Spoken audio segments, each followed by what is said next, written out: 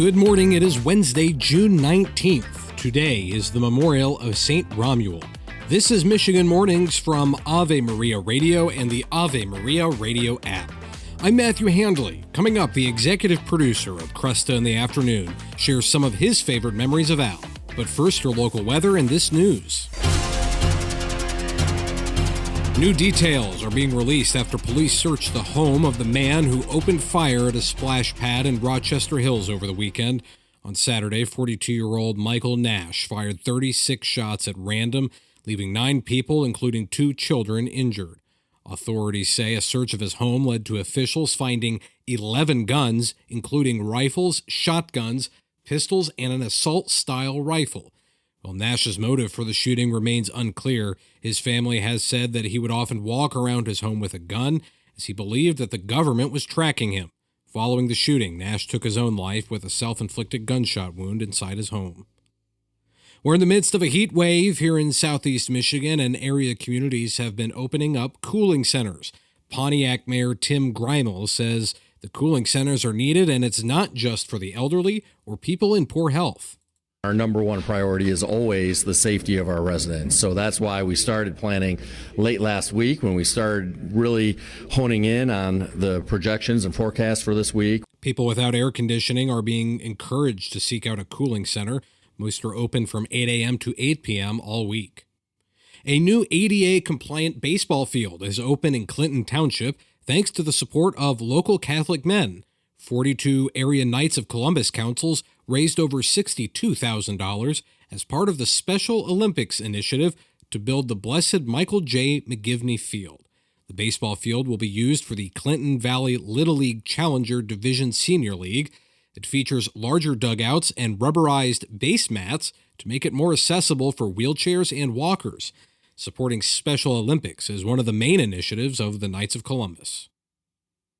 Construction crews say the Gordie Howe International Bridge, which runs over the Detroit River, should be completed next year. Crews are currently wrapping up construction of the bridge's decks, which is said to be a momentous milestone. The Gordie Howe International Bridge has been under construction since 2018 in Detroit and Windsor, and the bridge is on track to be completed in September of next year.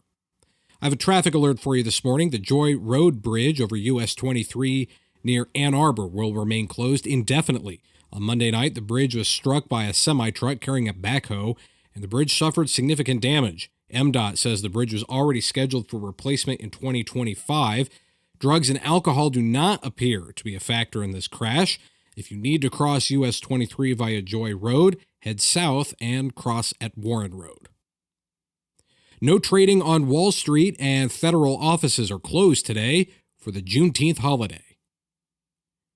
You're listening to Michigan Mornings from Ave Maria Radio and the Ave Maria Radio app. Now this. We have something that stands in utter contrast to the lies of this world. It's called the Word of God. The Word of God is what demolishes all that sets itself up as an opponent to the good, the true, and the beautiful. All that sets itself up as an opponent to Christ Jesus. The Word of God is given to us so that we have something to hold on to that's true in all circumstances. We always have a place where we can wash ourselves in the regenerating waters of Scripture. We have a place to retreat to, where we can cling to what is true. The Word of God is alive and powerful, sharper than any two-edged sword. It penetrates even to the dividing of the soul and spirit, of the joint and the marrow, and it's a judge and critic of the thoughts and attitudes of the heart. This week, we honor the visionary life and work of Al Kresta on EWTN and Ave Maria Radio.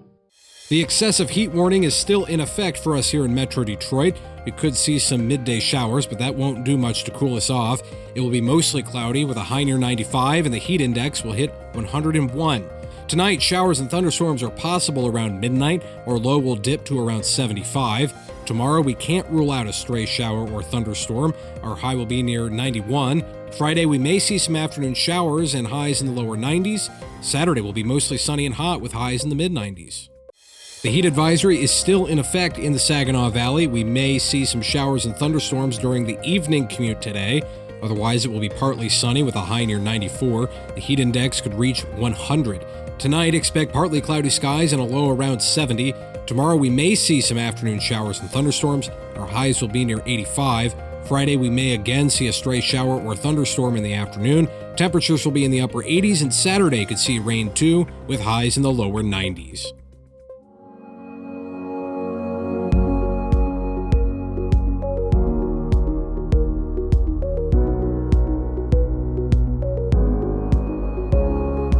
We're continuing to honor the memory of our late president and CEO, Al Kresta. On Monday, Bryant Schoenle, executive producer of Kresta in the Afternoon, sat down with Marcus Peter and shared some of his favorite memories. We have our map of the U.S. up on every time a state calls in. We put a little sticker on the state. It was the end of the week. We were all tired. We were all ready to go home. And somebody pointed out, I think it was, we got a call from Connecticut, but not from Massachusetts. Maybe it was the other way around. Just kind of pointing it out as a light observation. And Al, off the top of his head, gave a 10-minute lecture on why it was that, Massachusetts was settled by this group of Protestants and Connecticut was settled by that group of Protestants. And this, that's the Harvard and Yale came into it as a whole discussion just out of nowhere. Actually, speaking of Connecticut, one of the last conversations I had with him was by phone a couple weeks ago. You may have seen the news. Representatives from Connecticut were trying to have Connecticut-style pizza declared like America's favorite pizza. And Al, being a big fan of New Haven-style pizza, just thought that was absolutely hilarious. Those abilities to have a 15, 20-minute conversation. I mean, this is somebody who virtually every philosopher and political philosopher and theologian of the last 150 years, at least in the West, he can probably tell you their name and probably tell you a lot more about them. Yeah. We especially saw this.